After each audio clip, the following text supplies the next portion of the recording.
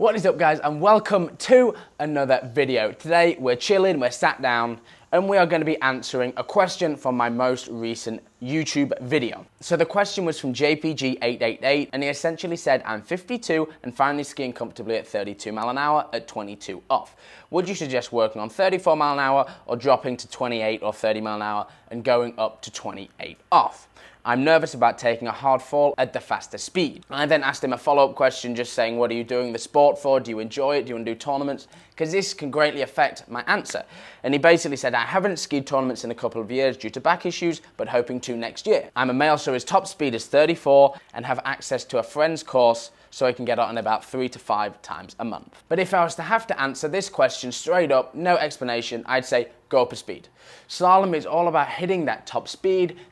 The course, the rhythm, the whip are kind of made for those kind of speeds. We go 32, we lose a lot of our rhythm, we get a lot of the sinking feeling, and it tends to just be a little bit more of a challenge. But obviously things are a lot more complicated. The one thing that would hold me back from saying that is how you finish. He's scared of falling. And this is something that is a whole nother story, but basically, why are you scared of falling? If you are falling a lot, then I don't need you to go anywhere. I need you to stick at the same speed, I need you to stick at the same rope length, and work on your position and your technique. Falling isn't a common thing. Falls should be happening max once or twice kind of a month at most, especially bad ones want to be once every few months. If this is happening commonly, we really have to take a look at your position and your efficiency on your ski, making sure that as we finish that turn, we're setting a nice strong position where our feet, hips, knees, chest, everything is tall and aligned, and we are able to hold that through the wakes. Because if crashes are happening commonly, there's a missing link in our body position. But it isn't always as simple as that. We can be scared of crashes by not even crashing very often.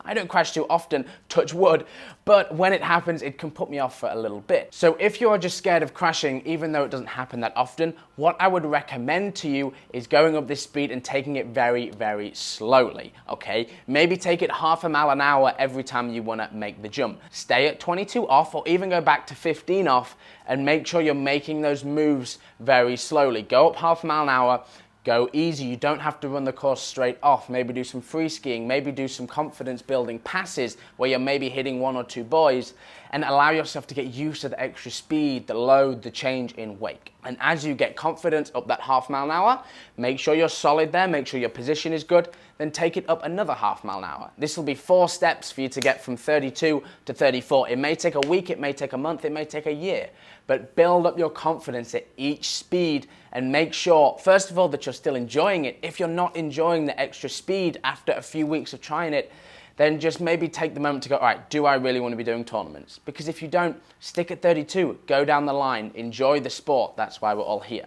But on a slightly different note, what are the benefits of staying at a slightly lower speed and maybe shortening to that 28 off? So this is for someone who is struggling to get used to a new line length. You're at 28 off and you just cannot get out of 1 or 2. Something I would suggest to you trying is going down 2 or 3 clicks. So going down maybe half a mile an hour at most, and trying the pass at that speed. Because obviously as we shorten the rope, the path into the buoy gets incredibly different every time. So if we go slightly slower with that boat speed, it can allow us to see more, it can allow us to feel more, and allow us to feel more calm. So if you can go to that 28 off and you can stick to that slightly slower speed, again, say you're a 34 mile an hour skier, go to 33 and a half, and it can allow you to get used to the path into the buoy. It can allow your brain to get used to the slight extra load, extra speed, and just softens everything up just a touch. And this can be a really nice way for you to start out on a pass. Get the feeling, get the confidence, start getting kind of down the pass a little bit, 3, 4, before you knock it up maybe a click. And once you get used to the click, knock it up, knock it up, knock it up. And this is a very useful training aid that a lot of ski schools use, along with a little bit of a Dreamweave sometimes, which can be argued whether it's worth it, depending on whose side you're on. We're not going to go into that today. But a lot of people do like the feeling of getting used to a pass with maybe a slight bit of a Dreamweave, maybe going down just a little bit of a click in our speed, and it can really help us get used to the new path we're taking through the course and allow us to get used to that new rope length. So when we go up just that half mile an hour, we're ready for the width, we're ready for the load, and it's just getting used to that speed change in front of the buoy.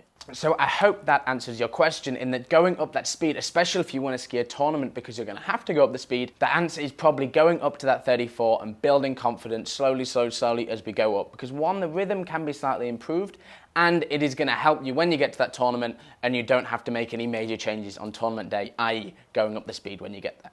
So JPG, thank you so much for sending in your question. Hopefully I'll find out your name one day, but for now, that's all we've got. If anyone else has any questions or topics that you feel I would like to cover, please leave it in the comments below or send me a message on Instagram or Facebook or wherever, and I will try get back to them. And if I feel like it can be a topic that's useful for multiple people, I will do a video on it just for you and see if we can help some people get through the course. So thank you so much for watching this video today. Hope you enjoyed it, and I will see you guys in the next one. If you like what you see, please click that subscribe button for many more videos to come, and click the like button if you like this video. Thank you so much for watching. We will see you guys in the next one.